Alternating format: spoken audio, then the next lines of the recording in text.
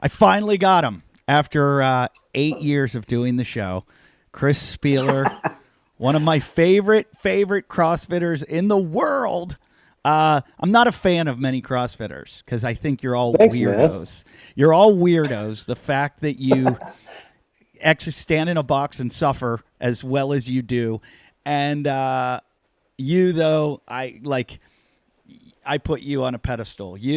There's a bunch of you, and there's about five, and you're one of them. I I'm love, short, so I I love, appreciate it. I love the fact how small you are, and you are like so strong and up there doing the stuff that all these guys are doing.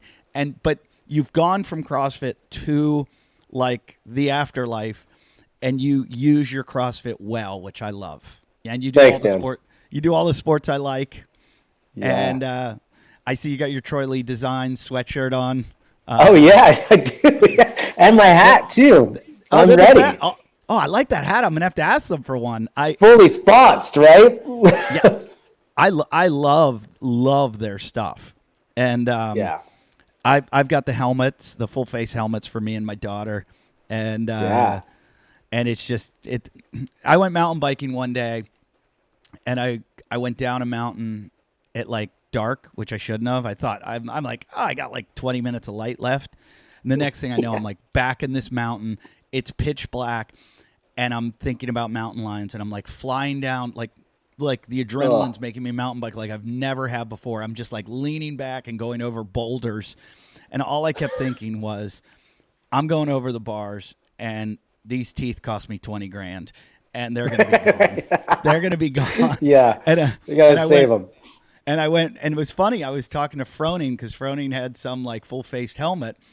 And I was like, yeah, I got to get one of these. And then Doug over at Troy Lee was like, we're going to hook you up.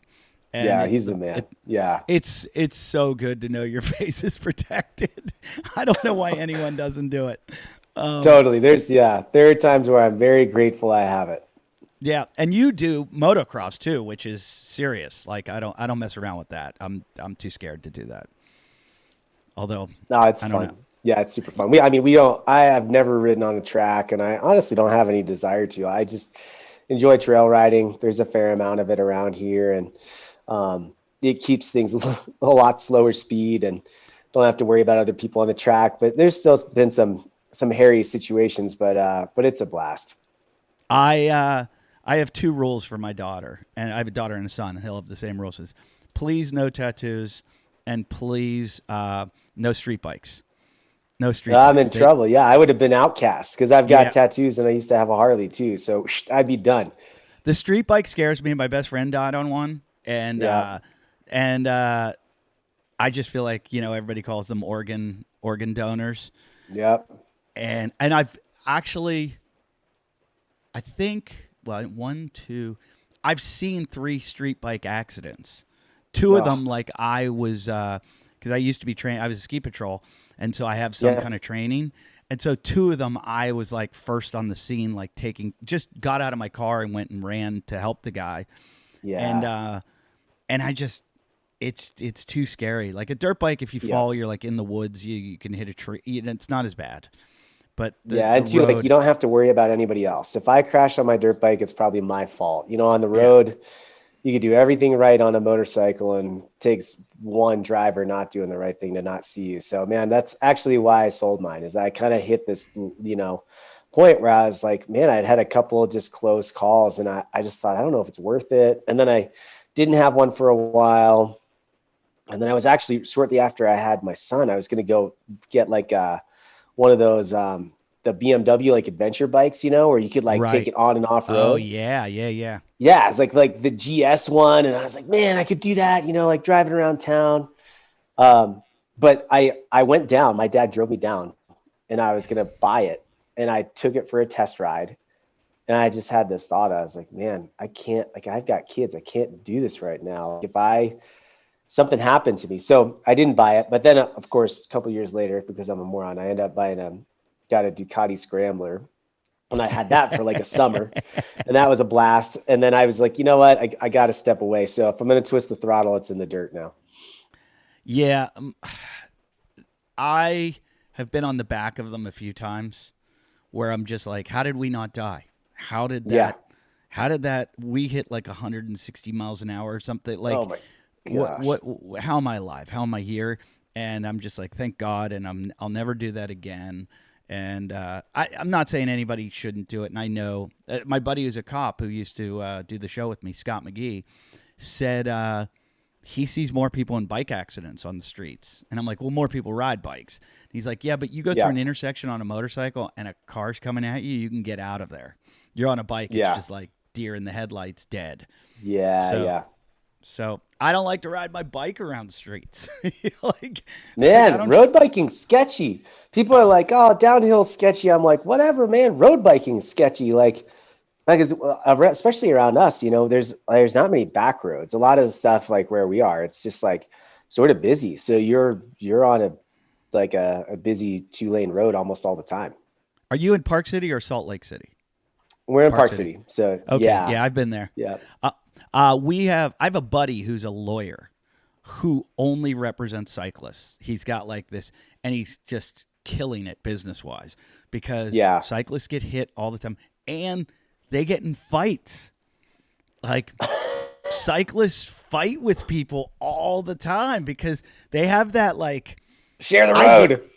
I get it because I've been on both sides where like I live up here in the Malibu Mountains where everybody cycles, and I mountain bike sometimes up the roads, and cars will be racing. You'll have these like Porsches come around the turn, and you're just like, guys, you're going to kill, and you'll give them the finger. Right. And you're like, and then they'll yell back at you. And then it becomes this like altercation. You want some of this? Yeah. They're like, why are you riding on our street? And that's, I see why the fight, everybody hates cyclists. And it's like, they're out there just trying to exercise, and they feel like you're trying to murder them. But some people do. Like I go wide around a cyclist. I like wait, slow down, because I'm like, I don't want to kill this guy, even though he could be inside that line. But I'll go around him just because I've been there. And other people just buzz them. My pet peeve.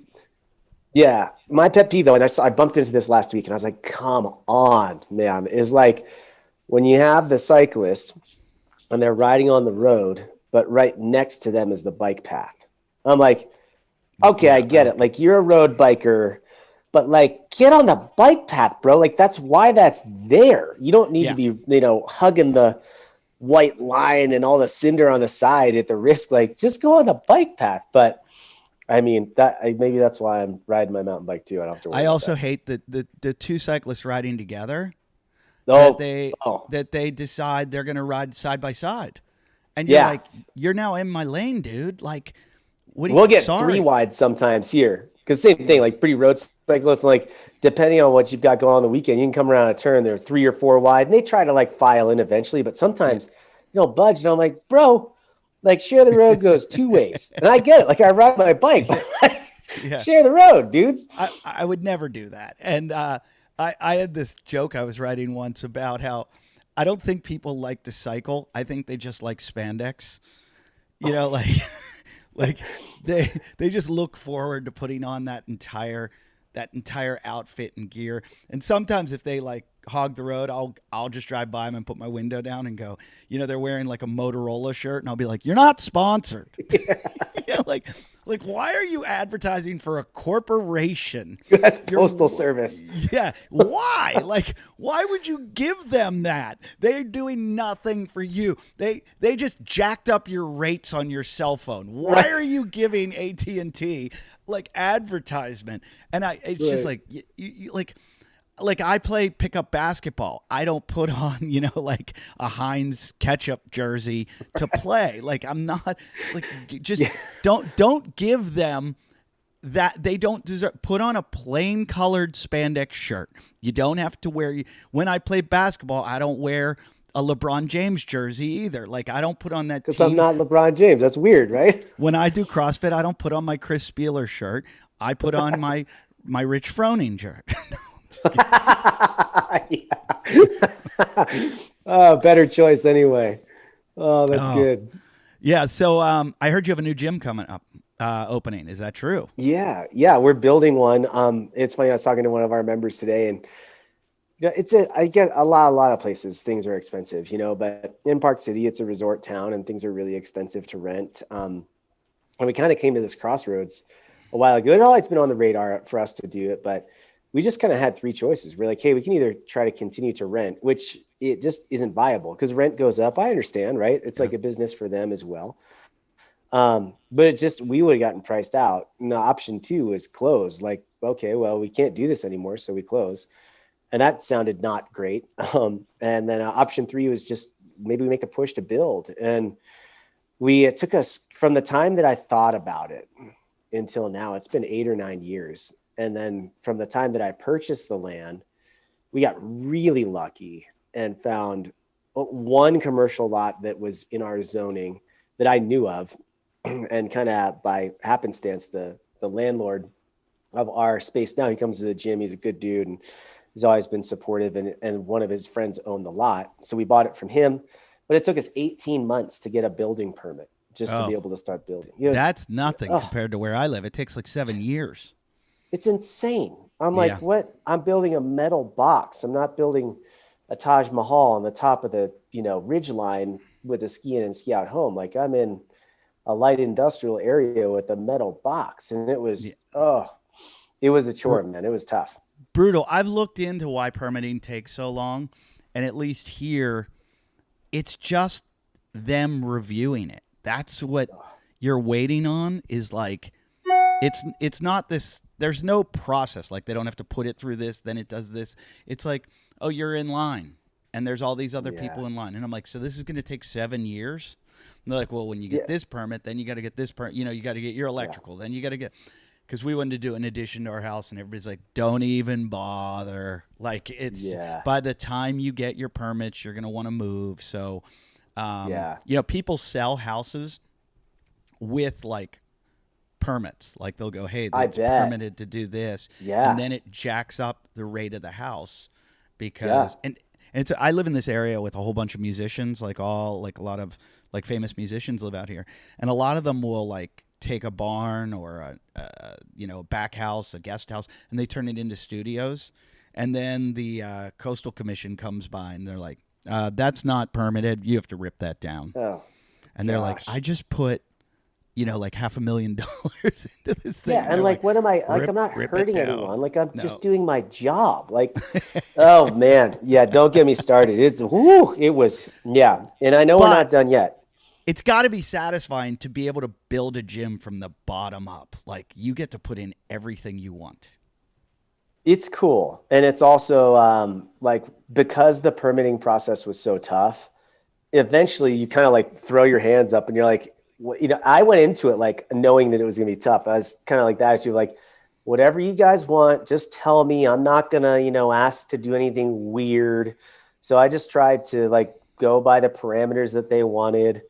And so it's really simple. I think like the cool part about it is knowing that, as long as we take care of our community and things continue to go the way that they go, it's just reassuring to know that we have like kind of a forever home for them. We don't have to worry about what happens if rent goes up or if, like fill in the blank, so it's pretty cool to know like, hey, this is like our spot, and it's going to be hard to leave ours because we've been there for a long time, almost 14 years, but, but it'll be cool to go into a forever home.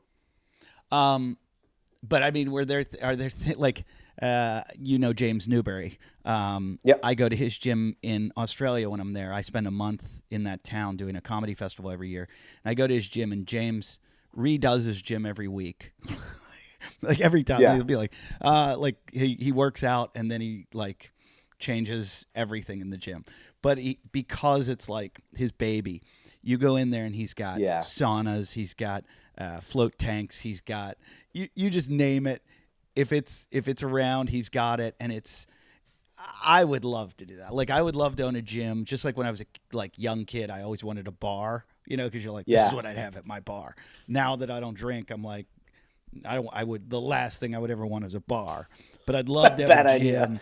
I'd love to have a gym and just like do all these crazy ideas and have all these things that people be like, oh, I never thought of that. Yeah.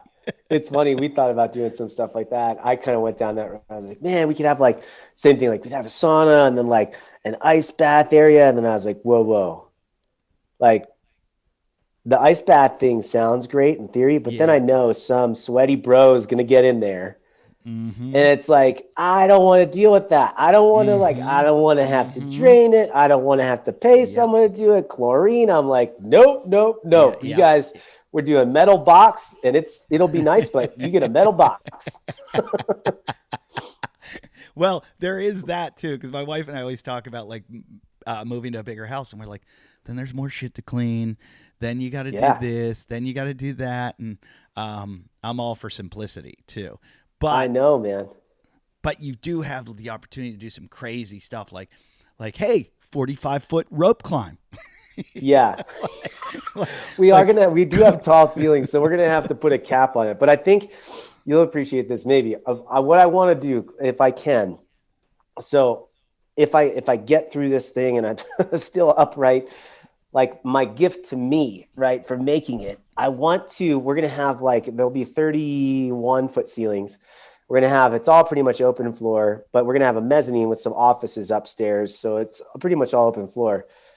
But I want to build a ramp off of the mezzanine that goes into the floor and get one of those DDS airbags so that I can take my dirt jumper and while no one's around the gym, hit the ramp and practice stuff on the airbag. I mean, like, how cool would that be just to have like your full like dirt jump airbag set up in the gym? But I mean, so that's my cool thing. I thought it'd be fun to put a fire pole in there too, so you could like slide down from the mezzanine. I was just thinking fire pole, and I was totally. like, why would you not have a fire?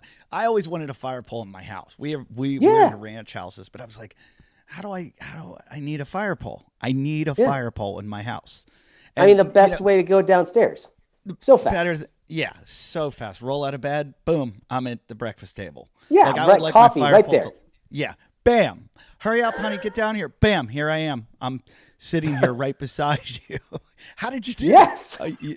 You thought I put in a stripper pole, but that's a fire pole. It's teleporting. It's the closest we can get to teleporting. I'm trying to think if I know anyone with a fire pole. It's the best. But here's the thing: is it can't be that expensive, right? It's like people have all this luxury stuff in their house.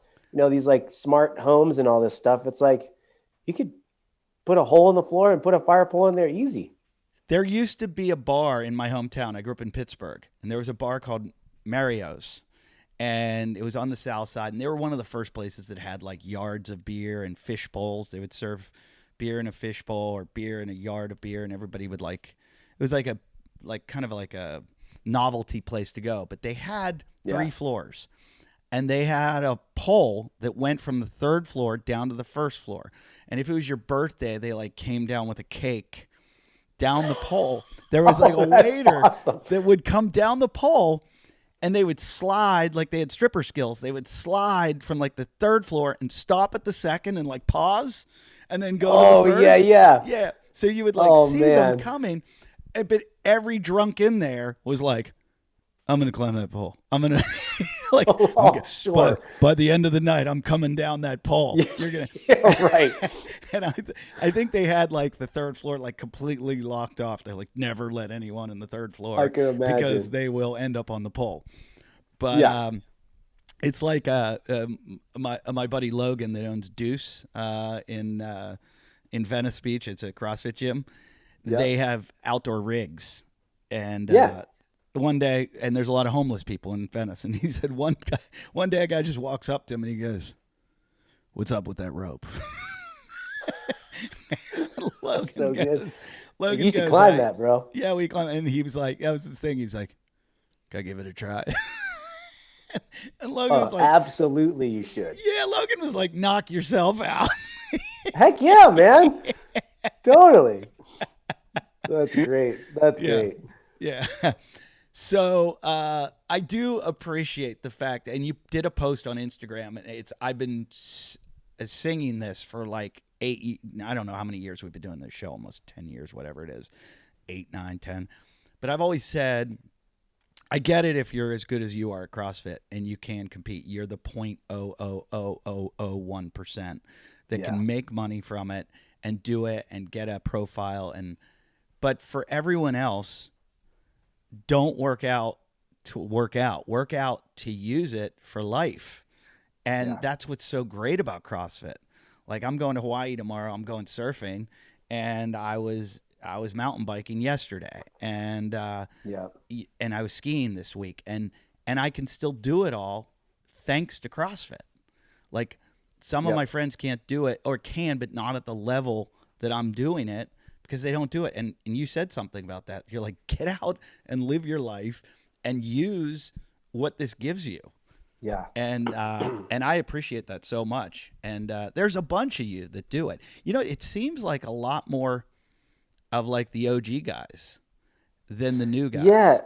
guys. And here's the thing is like there's a lifespan, right? So even for like the Frasers, I mean all the newbies, I know Fraser retired or whatever, but like there's a lifespan. It doesn't matter. And I think part of it's a little bit like our personality, a little bit where we live and how accessible things are. But I I really believe, and I think this is why I love the bike so much, is I really believe like you could live anywhere and get a bike and find a trail, be the guy in the spandex with the Motorola jersey. Like you could make it happen. And having two wheels, you can do that. You can find a trail, you can get out. And it's like, there's a lifespan for all of us in this as a sport. And even I think for those that aren't at the top level, right?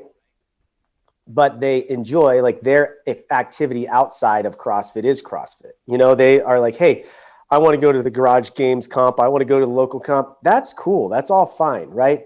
But I do think there's a lifespan to that. I really do. And when that stops, it's like, well, what are you doing? What are you going to do?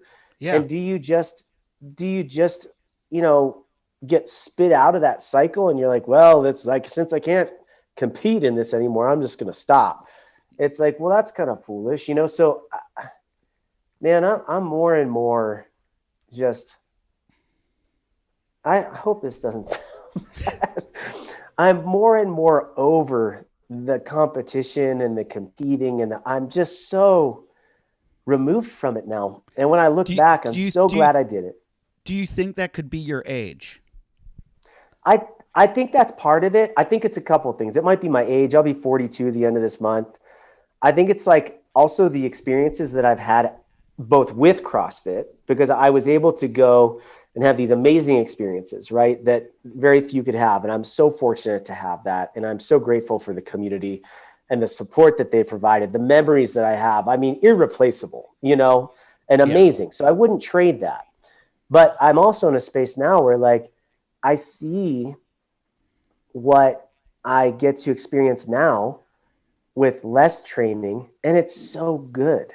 Like the times that I don't work out, but I'm going, like just go ride to Idaho City with my buddies and get our face kicked in, but ride dirt bikes with your buddies for, a day, and going downhill mountain biking or taking a trip up to Whistler, fill in the blank. And those experiences are so much more exciting to me now than if I were to just be like clawing on trying to make it back as a master's or fill in the blank, So that's just my experience. And there's nothing wrong with people that have that passion. But when the time comes for people to turn the page, man, it's good to be on the other side.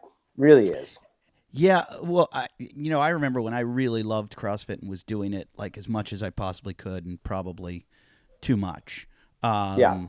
I was doing like the outlaw workouts, and the next thing I know, I couldn't walk. Yeah. And I would go surfing, and guys that I was like a much better surfer than were just paddling circles around me because I was sore all the time and just so sore. And there was a certain point where I was like, why am I doing this? Like, Yeah. it's not helping my life. I've pushed it too far. And I've pushed it too far, and I wasn't anywhere near, like close to like what you guys are in ability or skill level or anything. And so I was like, what am I attaining from this? Like, Yes. oh, Like, why am I I doing this? is it worth it to squat 40 more pounds than I was a month ago if I'm not having fun? Yeah. So like that achieving, I've always been the one that, like, I love CrossFit. I think it's great. I've done a show about it for 10 years, but I've also been like, why are you ripping your hands? Yeah.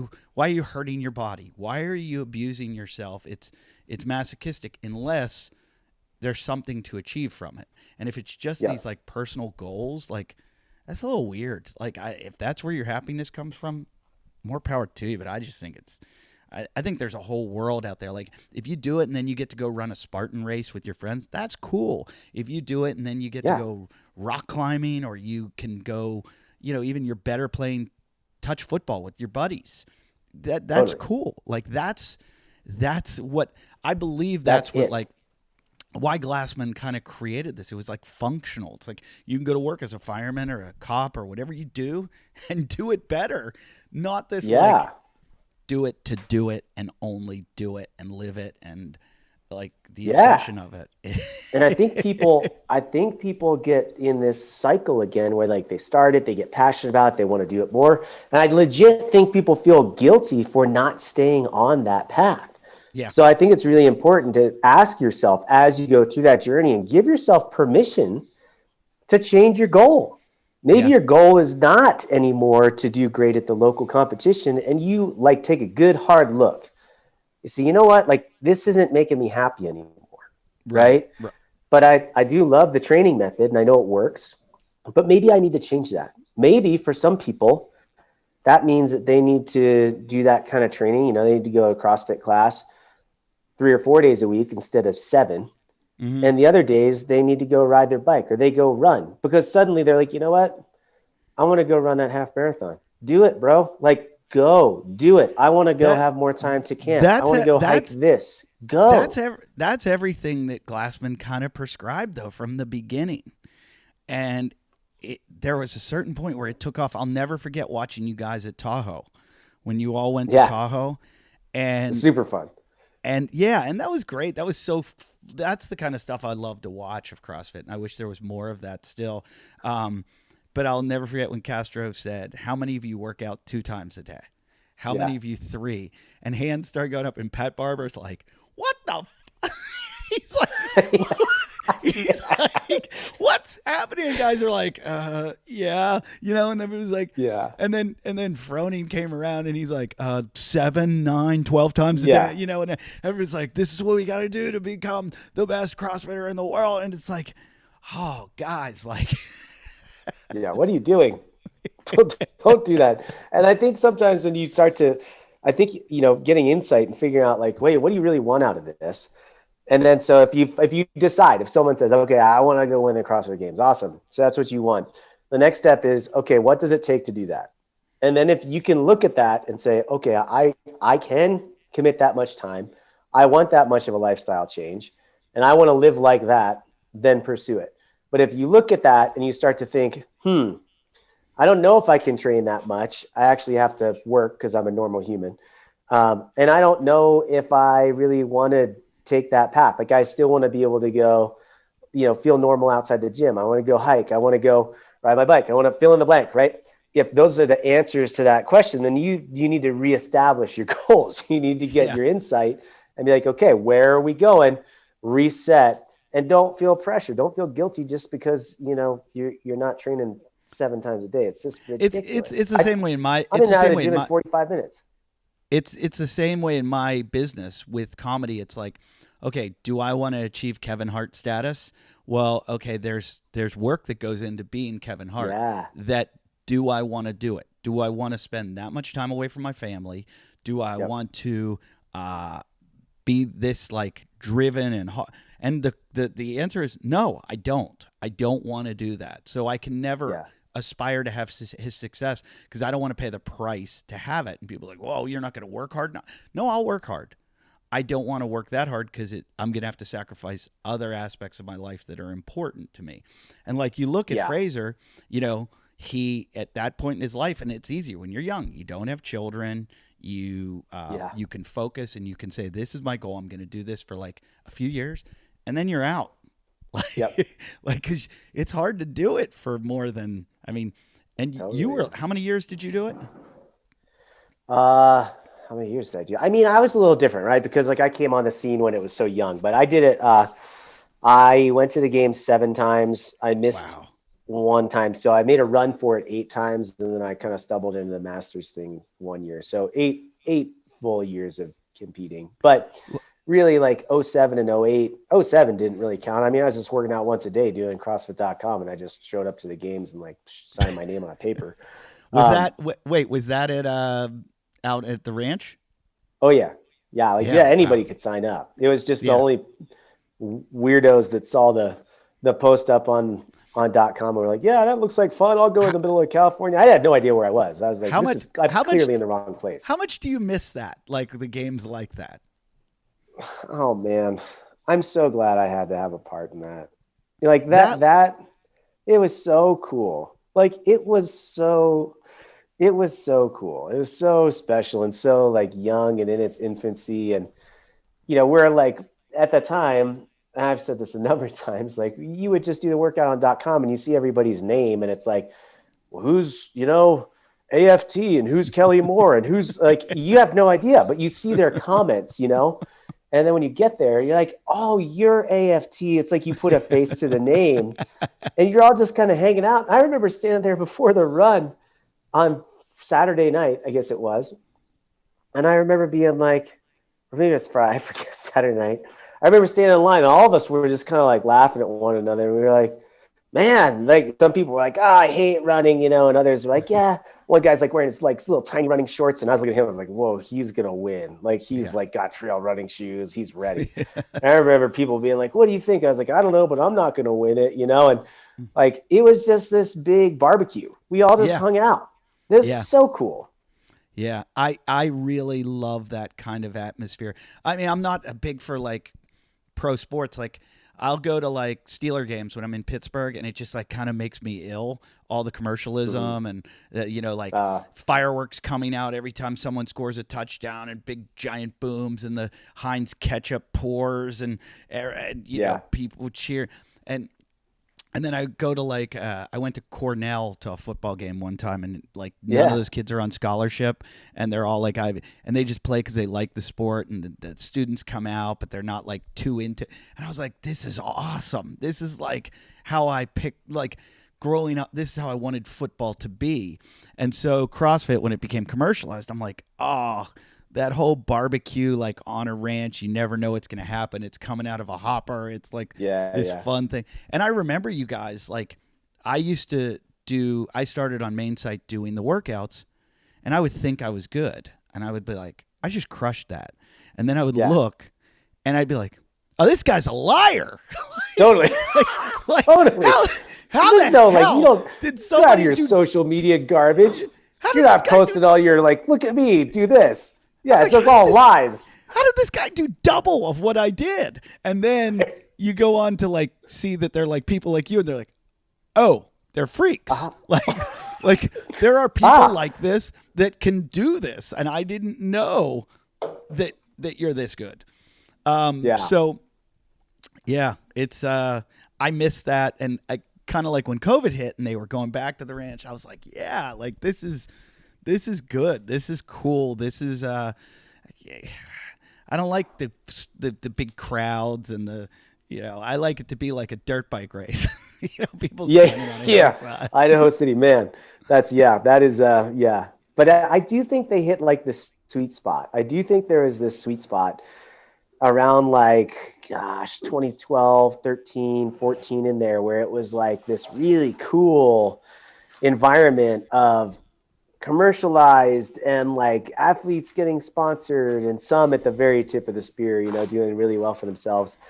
But it still had this like community feel to it. It still had this vibe to it. So I do miss that. In some ways, like I'm glad they were able to have the games last year, but it was sort of like, for me, it's sort of sad to see, because I was like, oh man, like it's just, it was cool to see like some of the semblance of the old, but I was like, wow, to see it like kind of peak and then sort of like just kind of dive Yeah, off in a way. I was just kind of sad to have been a part of like that growth and watch sure. it happen. But I think it'll get back there eventually. I just I hope do. they don't separate it, you know? I think the move to Colorado too can be really good, Yeah. um, to kind of give it a new vibe.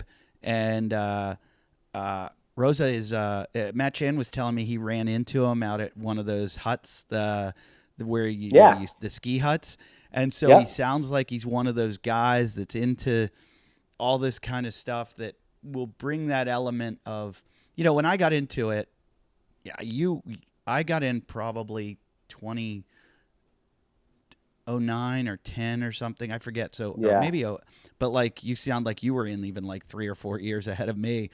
um it was all like Navy SEAL type guys, and it was Yeah. like this, we're going to be able to go do Spartan type stuff or obstacle course type stuff, and just be this like, go like, throw me out in the desert, I'll be okay. Yeah. Yeah.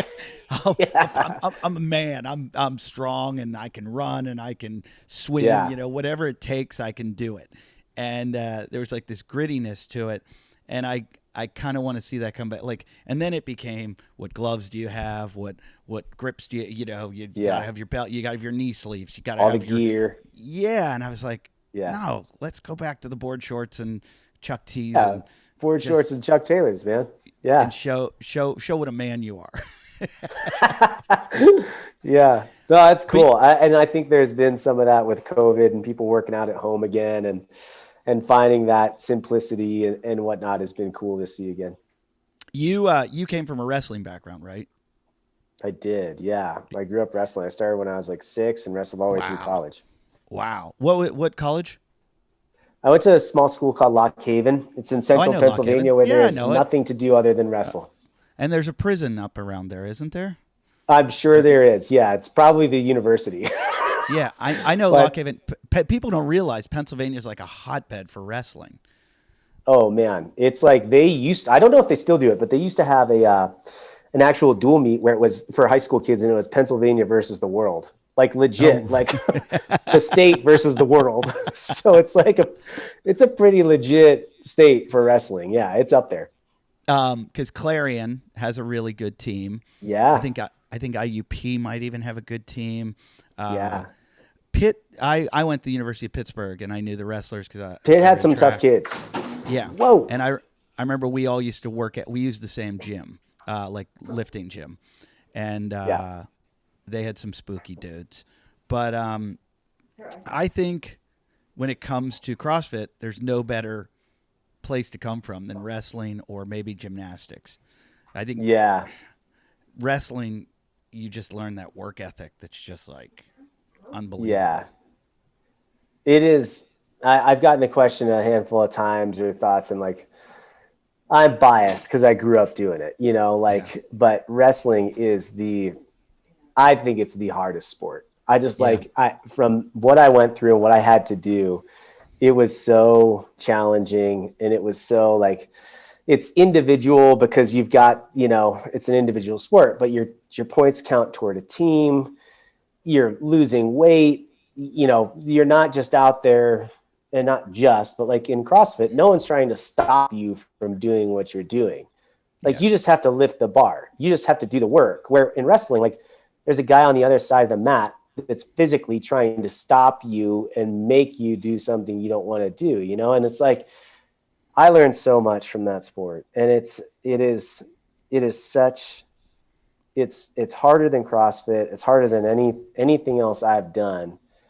And yeah, like you said, the work ethic that you learn from that is just, it's crazy. And even people that have done it at like a middle school level or high school for 1 year, whenever I talk to them, like, man, that's the hardest thing I've ever done. it's so hard. I Yeah, remember it's in so my high school, cool.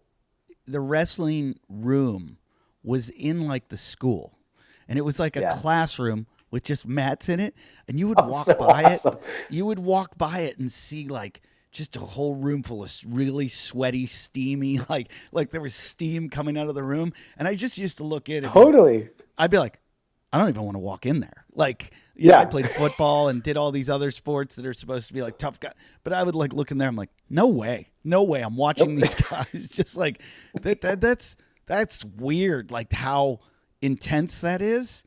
And then I became buddies with some guys on the wrestling team, and you saw like just out on your day to day, like high school being idiots, like the next level of idiot. Like these guys big time are loony bits.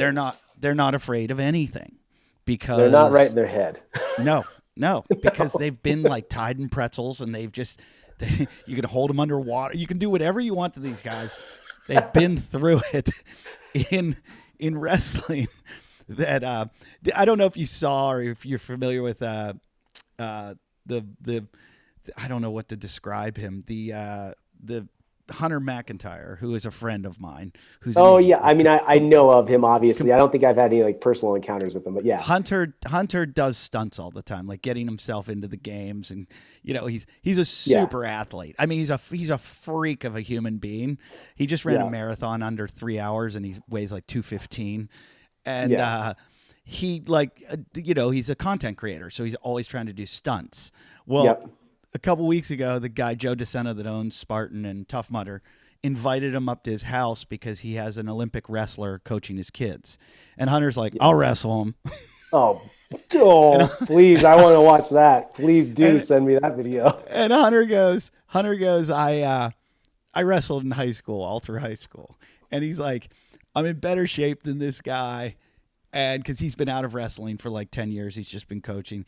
And he's like, I also have, I think Hunter had like 20 pounds on the guy. And I'm like, he's going to kill you. Hunter was like, so Hunter went over to our friend Bobby's house, who I have him on the show all the time. Bobby's a really good wrestler and like wrestled with Iowa and, you know, went to Olympic trials. And everything. So Bobby's like giving him like a 3-day cram course on what this guy's going to do to him. And the best is, so Hunter films the whole thing, and he goes, and like the first day, they just practiced with each other, and I think the guy hustled him. Totally. I call Hunter. I go, how's it going to go? He's like, I good. I think it's going to go really, really. The guy pinned him in like a minute. You know, I love it. And my friend Bobby's like, he did everything I told him not to do. He's like, this guy lured him into everything I told him the guy was going to do. And Hunter said to me, he goes, I mean, the leverage this guy was using on me. I got stuck to the floor. I'll send you the video, and I'll post for the listeners on our Facebook page the video that the YouTube Hunter made. It's so fun to watch him get humbled too, because he is such a great athlete, and he's so overconfident that I love watching him fail. I got to admit, I am one of those people as well. Anytime you have a big talker, it's always good to have a little slice of humble pie from time to time. Pat Barber and I had like a little wrestling showdown. It was really funny. Yeah, it was like 2009. We were at the CrossFit Games, and it was in Santa Cruz at the time, or, you know, Watsonville, whatever, wherever we were out at the ranch. And afterwards, like a couple days after, we were hanging out together, and Pat was like, hey, let's play beach volleyball. But Pat played volleyball growing up. Like, that's what he did. So I was like, Pat, you're going to like pound me into the sand, literally. I was like, but I'll play. I don't care. So like, cool. So we'll do that. Like, no, I want to wrestle afterwards. And I was like, okay, like, all right. So we played beach volleyball, and he destroyed me. And then we went back to, I think it was at the time, CrossFit Santa Cruz, where like Hollis, Malloy, and I think Pat was maybe coaching there at the time. I forget. But there's a gymnastics mat there, and it was a similar story. Within about a minute, Pat was on his back, and he was like, "How are you so heavy when you're so small? I don't understand it." It's leverage. Yeah, it's learning how to use it. It was pretty entertaining. I'm so glad to know that, because Pat, when I did the show, I interviewed him in Santa Cruz. I forget why I was in Santa Cruz, but I said, "Hey, let's do the show," and he goes, "I saw you're." You call yourself a shitty surfer or something on your Instagram profile." He's like, "Me too." And I'm average. I love Of surfing, course. and I've surfed big waves and little waves. I surf all the time, but I started it at old. I was too old when I started. Like it was one of Yeah. those sports I just couldn't master because I started it too old. And so Pat's like, "Yeah, I stink too," and so he Yeah. takes Right. me, and it's there's a big swell coming in, and I usually follow the swells and the forecasts, and I like didn't realize there was a big swell, and we're in Santa Cruz, and Santa Cruz picks up big waves, and he's like, "Oh, I got this good spot for us to go to," so we paddle out, and I'm just like, and Yeah. I'm like, "We're gonna die," and he's like, "Oh, we'll be fine," and he's like catching wave after wave after wave after wave, and he's just ripping it, and I'm like, Yeah. what happened to the shitty surfer you said you were? And Yeah. I'm getting caught on the inside and getting pounded, and I'm like Yeah. paddling out, and he's like, "You okay?" And I'm like, "I don't no, I'm not." Like I'm gonna die, and you brought me out. I was hoping we were gonna be in like 3 foot. The hook, you brought me out to like Second Street or I forget what street it was, and it was just like this massive. Like double overhead. It was definitely way overhead, and it was definitely closing out a lot, and Yeah. it was a quick wave, and he was having a ball, and I was just Yeah. struggling, and Yeah, so man. I'm glad you pounded him into the mat. Yeah. You're welcome. How come you never got into MMA Oh man, it's funny or at you say least that. jujitsu? It's funny you say that. So right when I was finishing college, MMA was like definitely on the scene. And actually, like I went to school with guys that went on to like Tim Bosch went to school with me. He fought in the, I think, a heavyweight championship. Charlie Brenneman fought in the UFC. He was on the wrestling team with me. Uriah Faber was in my weight class at nationals my senior year. Where did So like where did Uriah go to school? Uriah went to, I think, Cal State Bakersfield. Okay, I want to he, say, but anyway, so like when he's I a nice got student. out, yeah. So when I got out, I was like, I'm going to kind of start to see if I can get into this, because at the time, if you knew how to wrestle, like in college, you could Yeah. kind of dominate, like the Matt Hughes era, and Josh Koscheck went to school at Edinburgh down the road from us. So, but the lightest weight class was 155. So at the time, I was riding my bike in Park City a bunch, and I was just this poor ski bum trying to spend no more than $5 a day on food and eating like grilled chicken Caesar salad from the grocery store twice a day. And I think I weighed like 133 pounds, 138 pounds, like tops, and I was like 20 pounds off. So I just was like, they don't have a weight class light enough for me. But my buddy Eric that trains at the gym with me, he's been out here for a while. We used to go, we were like, well, like, let's get into this. So we would go to the local gym, like the Globo gym, and go in the aerobics room. And literally we were idiots. We bought like punching bag gloves, like the 3-ounce gloves. Yeah. We were like, let's go. Like, let's do this. No, no training, no nothing. And dude, we would just get after one another in the aerobics room and just like be wailing on each other and try not to punch each other too hard. But then we're ending up on the ground trying to choke people out. And then we're like, well, these gloves aren't very smart. We could get hurt. So we bought boxing gloves, which was worse because now you can just totally wail on someone. I think he gave me a concussion one day. I wailed on his ribs one day. It was just like, it was insane. So we had a good year of that. And we did a grappling tournament where we went in and like it's zero experience, no experience at all. We went to do a grappling tournament and I think he won it and I got second or something like that. But just like the beginner how different level. is grappling? How different is grappling than you Greco-Roman wrestling? So I did regular, so it would either be freestyle or collegiate. Okay. It's so much slower. So like grappling, jiu-jitsu, it's a great sport. And in my experience with it, and I've heard it from people that come from that background too, is when you either do grappling or jiu-jitsu, when you're training, there's a lot of like practicing it, which is awesome, right? So there's a lot of like, when it comes time to spar, it can still be quite reasonable, I think, Mm-hmm. But in wrestling, when you go from like practicing moves to like, all right, now we're going to go live, like it's like you're beating someone up or they're beating you up. There's no Right. like in Right. between. So even from guys that I've talked to that have been in those sports, it's like wrestling. When you get into those scenarios, it's like the one sport where when you train live, like it's the same thing that you're going to experience out on competition on the mat. But grappling to me felt really slow. And I struggled with that because for me as a college wrestler, I wasn't a great technician. I wasn't like the super slick, super smooth guy. Mm-hmm. Shocker. I was like the, I'm going to outwork you guy, you know? So Mm-hmm. like, I'll try to kind of the Iowa mentality of like, I'm going to wear you down. And if you make it to the third period, you're going to be absolutely miserable and wish you never saw me again. You know, and if you beat me, you're going to pray that you never see me across the mat again because your 7 minutes is going to be misery. So that was kind of my mentality with that. And it was hard to do that in grappling because you have to slow down. It's a little bit more like a chess match. Yeah, that's how I would see the difference.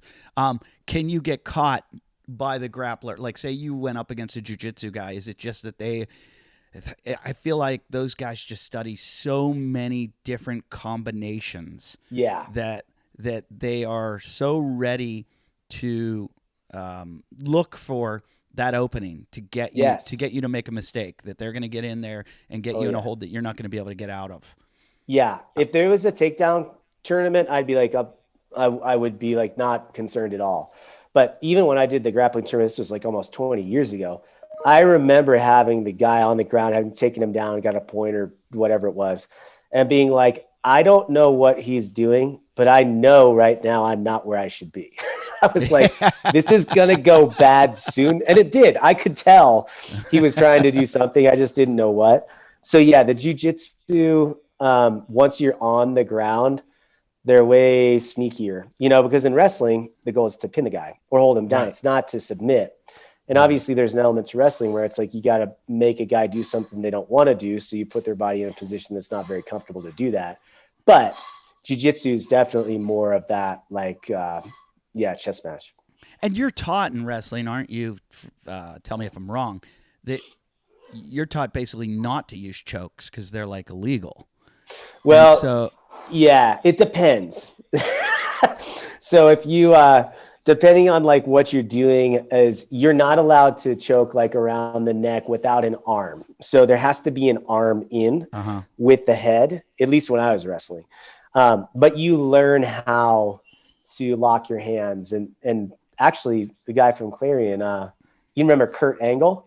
Oh yeah. You remember he's like the WWF guy? Yeah. His cousin, Mark Angle, I wrestled him and I choked him out sort of accidentally. He was like, on a deep takedown and I had his head. That's like one moment.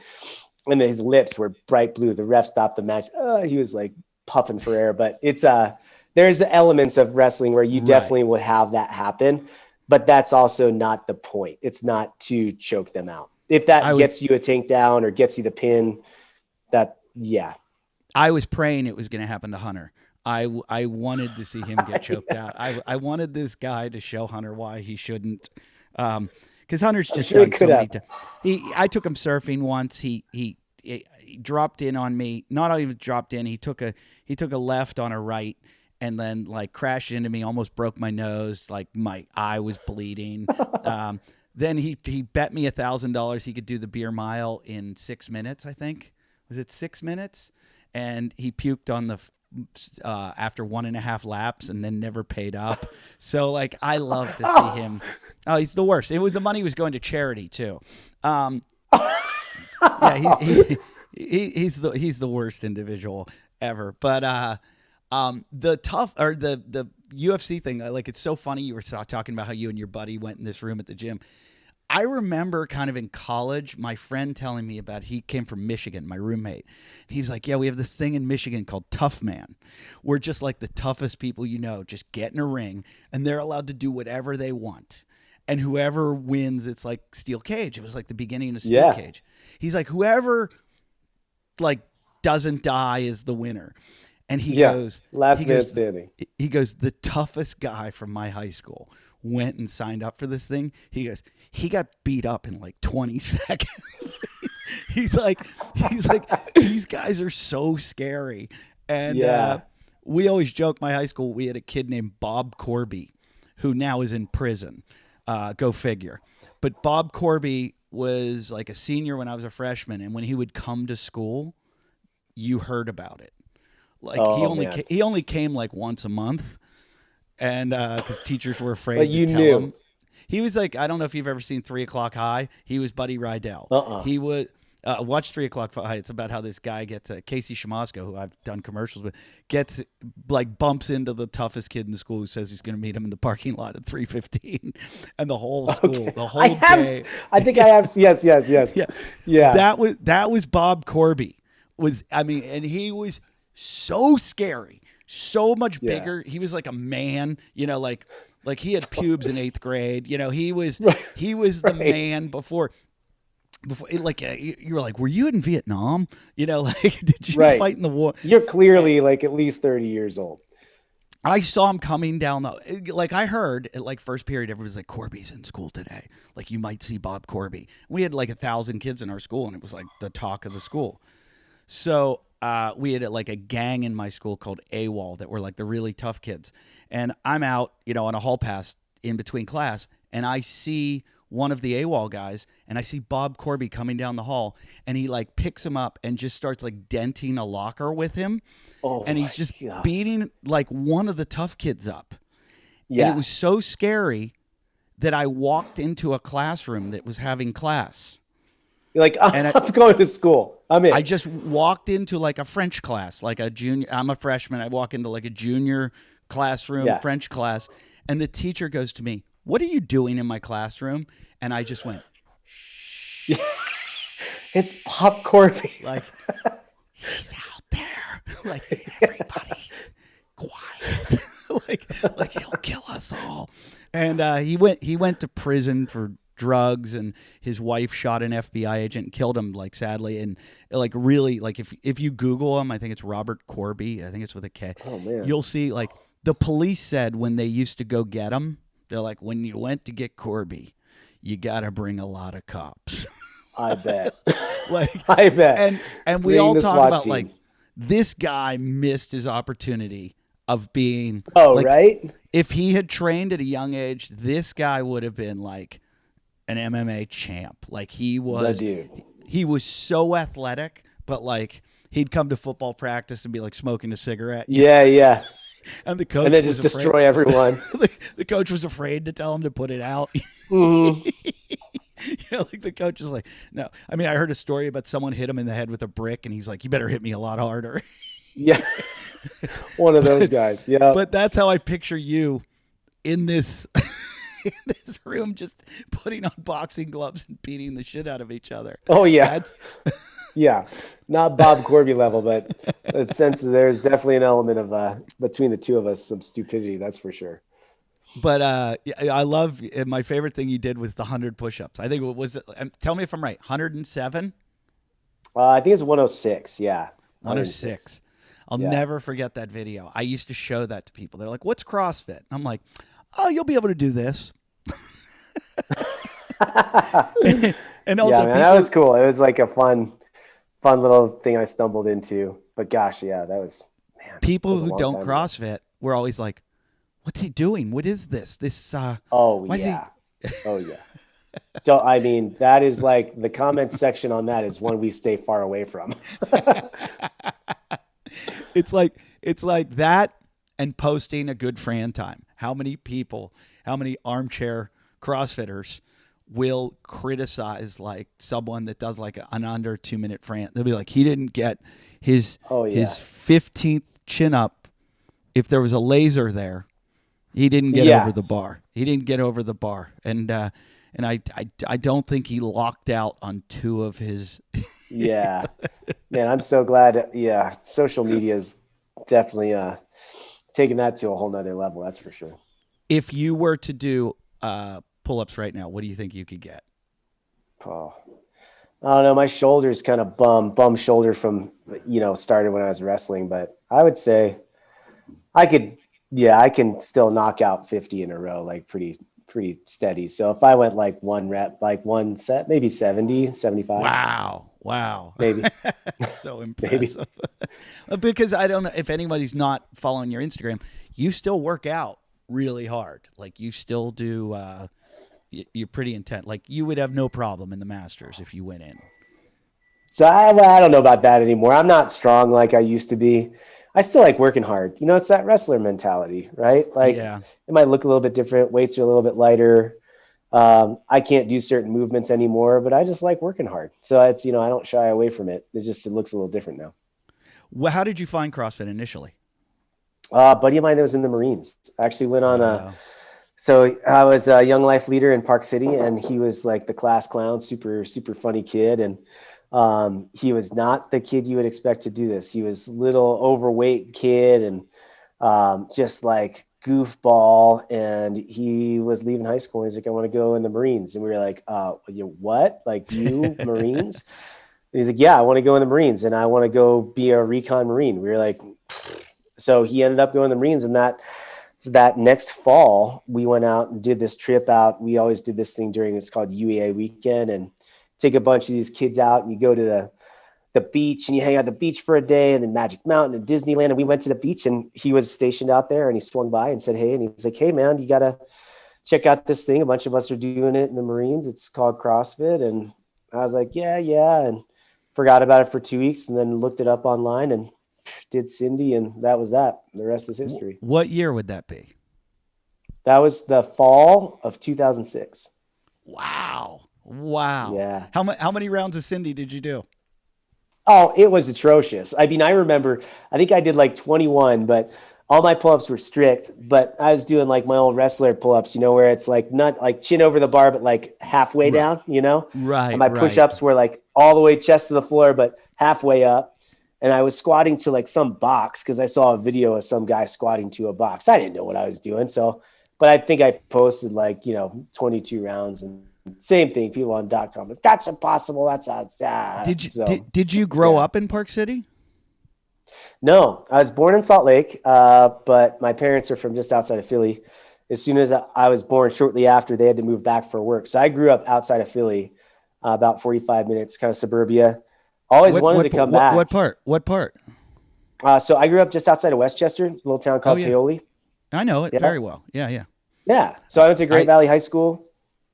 Yeah, I grew up my summers on the Jersey Shore.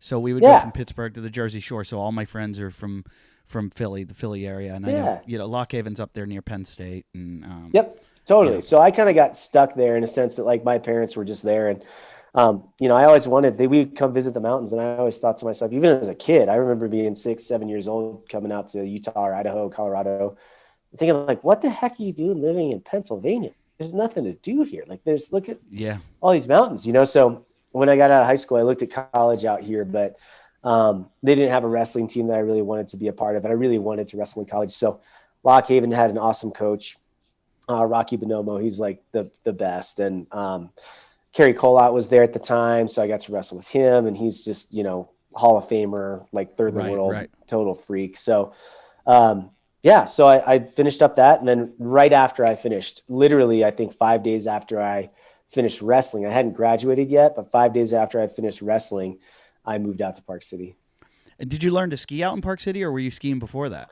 No, I grew up skiing, but I learned how to ski a lot better because all the kids I lived with and hung out with grew up here, and I knew how to ski. But when it came time to go skiing with them, I was like, oh, like this is real skiing. That's how they ski out here. I need to keep up. So I learned real quick how to ski better. Did you ski? Were you a Poconos guy? Is that where you learned? Yeah, like Jack Frost and Blue Mountain, Elk, Spring Mountain.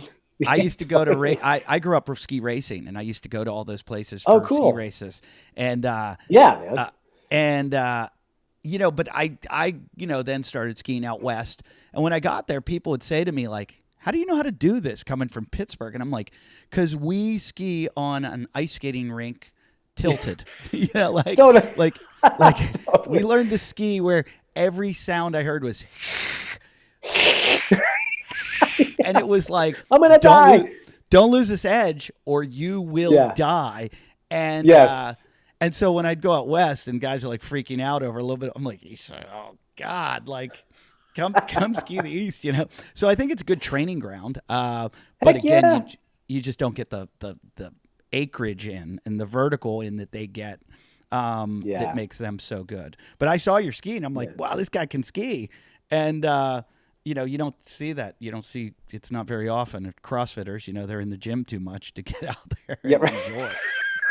I love watching them try to do the like ride the bike or the cyclocross thing, and I'm like, Oh, here we go. Please give me more of this, because like I want to watch this. It's it like me frust throwing the softball that year. Oh, were you the bad? You know, Oh there's an man, argument to that. Um, so bad. Froning, who's a baseball player, had a bad Yeah. softball throw, and I thought he was the one that everyone gave crap to. It was you?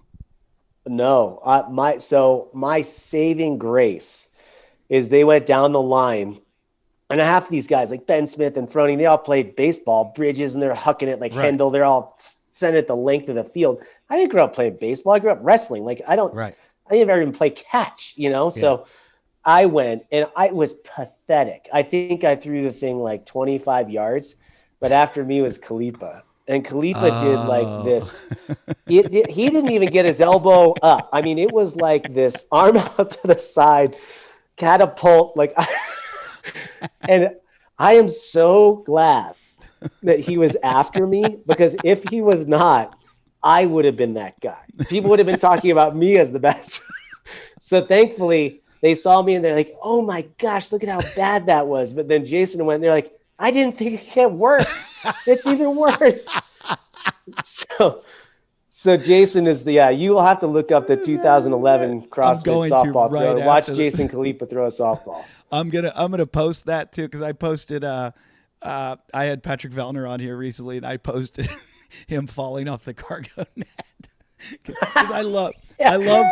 I love the things that go wrong. It's easy to like. It's Totally. no fun to watch. We say it in comedy all the time. Like when you take a limo to the gig and you stay at a 5-star hotel and everything goes well, there's nothing funny about it. When you go to a gig and No. and you end up having to take a bus and the bus breaks down and you get punched on stage and then your hotel you find out is a brothel when you get there. That's where all the comedy Right. comes from. So I'm like that with CrossFit, and I don't mean to be mean. But I love to see you guys fail because you're like, Yeah, what is you're it? pros to me. And Yeah. that's the thing. It's like that with everything, right? For whatever reason, people's misfortune is often really funny. I don't know Yeah. why. Like, I think I'm a Comedy is nice tragedy. guy, Yeah. you know? It's Yeah, like I think I'm nice, but then I see something happen to somebody and I laugh and I'm like, why am I laughing? Like that's really funny. as long as they don't get hurt, I love it. When they get hurt, and What it's about like a bad little hurt. hurt? I was just What gonna about say like when they get hurt and it's not bad hurt, I love it. yeah. I love. I mean, even Yeah. emotionally hurt. This is really bad to say. I love to watch my friends bomb on stage because it hurts when you Oh, bomb, that's me. and Oh, that's me. I revel in it when they bomb. Because I know how good they are, and I know Yeah. that it only happens once in a blue moon, and it's just like somebody will be like, "Hey, Joe's bombing," and I'll just be like, "Get out of my way! I got to get in the room to You gotta watch go. this." Like he's fighting with this woman in the front row, and I'm like, "Oh God," you know, like, Oh, it's and so bad. and I will admit, people go to me like, "Don't you hate bombing?" I'm like, it happens so little to me now. Like when I was starting, it happened a lot. It was painful. I Now can that it happens imagine. like once every 30 shows or something, I kind of enjoy it. I kind of That's enjoy good.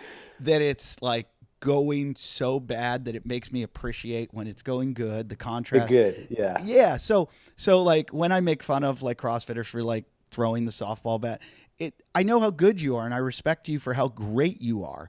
It's like I want to see that you're human. and you Yeah. showed It's the us once in the blue moon. Yeah. you showed us the chink in your armor and I'm like, good. Good to see Yeah. that you're not perfect. And I think that's what people like about it. And so it's not bad natured. But again, I could watch videos of people hurt themselves all day long. Yeah. Like tubing X. I had a guy on here the other day, Nick Dompierre, who was a pro skater that's now a CrossFitter. Oh, cool. And he's been on the cover of Thrasher magazine like 10 times. Awesome. Broke his neck tubing. Oh, And I'm like oh laughing my at the story until gosh. he tells me that he had like 3 breaks. And I'm like, oh, dude, I'm so sorry. Oh, Then he yeah. tells me that he didn't do anything about it. Like he didn't get a What? neck brace. He's like, yeah, I was kind of like, I think I'm okay. And he's like, it just healed. And I Oh was my like, gosh. then I thought it was funny again. Because like, here he is. Right. Now He's that you know it's okay. okay. Yeah, Yeah. Yeah. he's okay. But I do love a good um where do you ski out there? Where's your place? Where do you like to I'm ski? really lucky. I do some writing for Ski Utah, so I have this sweet pass that I can kind of go anywhere around. But um, honestly, just time, the time that I have and skiing with the family, we're either skiing at Park City or Deer Valley. But if I had Yeah. my choice, I'd be over at Alta. Um, Brighton's fun. There's some great, You got great to go ski out down a here. canyon, don't you? And then back up another one to get to those? Yeah, it's kind of Yeah. funky. Like as the crow flies, Snowbird, it's only 7 miles from us, but we have to go down and around and back up. And there's some epic skiing there. But like this winter, we had this crazy storm come in and they got 100 inches in 7 days. And Wow. it was crazy. But because the Avi danger was so high, they have to close the canyon. I mean, there were like avalanches across the Yeah. road. They've got to get front end loaders to remove the snow. I mean, it's like a thing, it's Yeah. not Oh yeah. like you get a couple inches of snow. Like we're talking like, you know, massive amounts of snow. So it's just sometimes on those days hard to get over there because you got to make the effort, like they close the canyon and then you got to make sure that you can get in and wait in line and do all that stuff. So it definitely is an effort to make those resorts happen. Yeah, I've gone out. I love them all. I'm a big fan of like places like Brighton and Solitude that just little crowd and everything. I want Yeah. to hit Powder Mountain. I've never done that. People tell me Yeah. it's a Pal little Mountain. low Yeah. elevation, Yeah. um, Way less crowded. Yeah. but Snow Basin. It's such a great Yeah. place to live.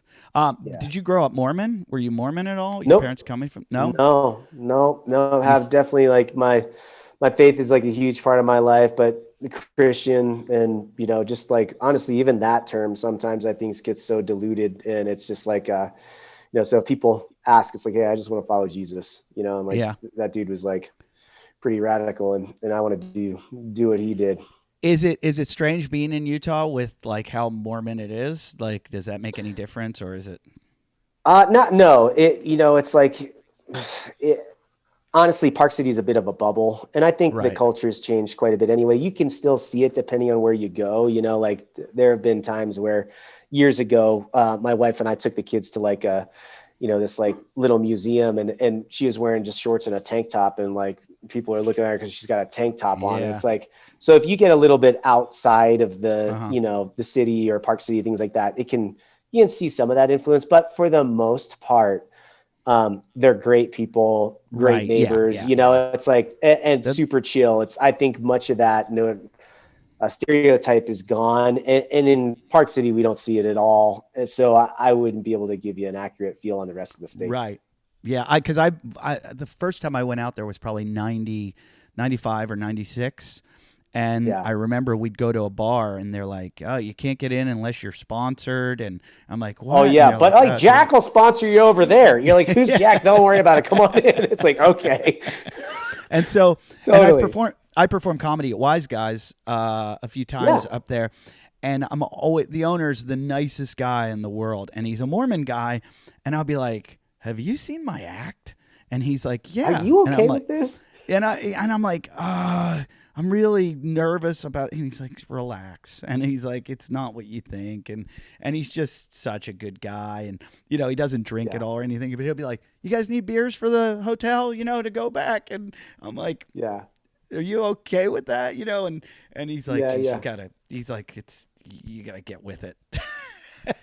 So, Yeah. so I've always wondered, I mean, cause I've thought about, it's just such a great place and people don't realize Yeah. Utah's like the best. I mean, you guys get such good weather and the biking and the Yeah. skiing and everything. Have you ever biked over the mountain? Like done like gone over from like Park City over to one of them, like Alta or Yeah, so we've anything? done there's a really cool ride called the Wasatch Crest here. And so that basically takes you up to the top of the ridge and then you can ride that down into Salt Lake. So we've done that, like with buddies, and we even at times we'll ride segments of it with the kids and stuff. So it's a really, beautiful ride because you get to see Park City side on your right and then Big Cottonwood on your left. It's really That's cool. so cool.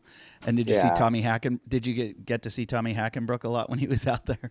Man, it's funny. I just saw him a few weeks ago. He was in town visiting, and so he stopped by the gym and said, "Hey." So I don't see him much. He's in Vegas now, but yeah, he's one of those OG guys. Another one of them. He's the best. I love Tommy. Tommy carried me for 68 miles. We ran over the Backbone Oh, Mountain together, and yeah, mentally, that guy was just a rock the whole time. Not one he is. complaint. I made up Yep. for him, and I might have bitched the whole way, and he was just like unbelievable. And he's got a new gym, I guess, in Vegas. Yeah. You got a new gym. What's your gym so people can, if they come out, they can try to drop in or see it, or when's it going to be open? Yeah, it's just Park City Fit. And right now we're just at the junction. So, yeah, we're just When outside when of town. when will the new one be built? We're hoping to have it done the beginning of June and then be moved in by July. We'll Oh, that's see. awesome. That is Yeah. awesome. Hey, I can't thank you enough for doing the show. I've always, Yeah. always wanted to talk to you. Big fan. And, someday maybe I'll be out in Utah and we can go for a ski or mountain bike or something. But Heck yeah, yeah. just looking forward to seeing the new gym too online. So what's your Instagram so they can all follow you if they don't Yeah, you just already? go to see Spealler. I'm not posting much workout stuff anymore. I just, post the stuff I like doing outside. So any kind of the workout stuff, you guys can go to Speal Programming. But just me, it's the occasional workout post. And I think I just put a video up on how to like get into mountain biking. If you're looking at bikes, how to buy one. And so I'm just trying to help people get started in What do outside you, stuff. what are you riding now? What kind of bike? I'm on a pivot, so lucky enough to have a great relationship with them, and so I have a pivot switchblade right now, and I'm hoping to get my hands on one of the Mach 6s. Those things are sick, so Yeah. we'll Do you see. have an electric one yet? I Have you got? actually do. I bought one last year because I thought COVID was going to shut down the lifts, and I really like going downhill, so I bought an e-bike, and I'll take that out on occasion too. I'm Yeah, not supposed to ride it on the trails, but I don't mind. see. I was thinking about getting one, and they want like I love Specialized. I ride all Specialized bikes, and Yeah. I was thinking about getting a one of their e-bikes, and they're like $8,000 or something, and they Yeah. hooked me up a bit. But then I was looking at like, why don't I just get an electric dirt bike and then just mountain bike all Yes. the time? And the electric Yes. dirt bikes are like $3,000 or $2,000 or Yeah. something. I'm like, why don't I just get Yeah. one of Yeah. those? Because my daughter rides a little electric dirt bike, and I'm like, I'll just go dirt biking, and then when I want to get Yeah. Dirt bike. exercise, There we go. I'll mountain bike. So, Yeah. hey, one last question: your programming. How do you describe your programming compared to like some of the other guys that are doing it? Yeah. That's a good question. We're really I really want to make a difference. And not that other people aren't, we know CrossFit works. We know the method works, but I think it can be better. And I want to make it better by giving people the right amount of volume, productive training. I'm a huge fan of making sure that the workload and the volume is balanced. And I'm a huge fan of filling in gaps with accessory work that doesn't have anything to do with intensity, but it really helps make us more bulletproof as athletes so that we aren't in the gym longer than 45 to 60 minutes and we can go out and ride our dirt bikes and surf and ski and run and do the Spartan race and do all that stuff and not be as just one dimensional with like being good at just CrossFit. I want to make CrossFit better. I want to make the training method better. So I really try to do that. I really try to focus on like, what does that look like? And how do I constantly evolve? How do I pay attention to the people at my gym, their response to it? Because here's the deal, man. You've been around it for a while, right? You've been in CrossFit for 15 years. It looks different when you're 45 than it did when you were 30. And it should, right? And it should. So giving yourself permission and to have it look different, I'm a huge fan of it, dude. I want to facilitate that. I don't want us to be stuck in that box. I want to facilitate that and help people really thrive outside the gym. Well, that's awesome. Sounds like right, right up my alley. Yeah. So I'm going to check it out. And thanks for doing the show. I again can't thank you enough. And I'll let you know next time I'm in town doing a show. My pleasure. Love to hang out. All right. See you, dude. Thanks. Take care.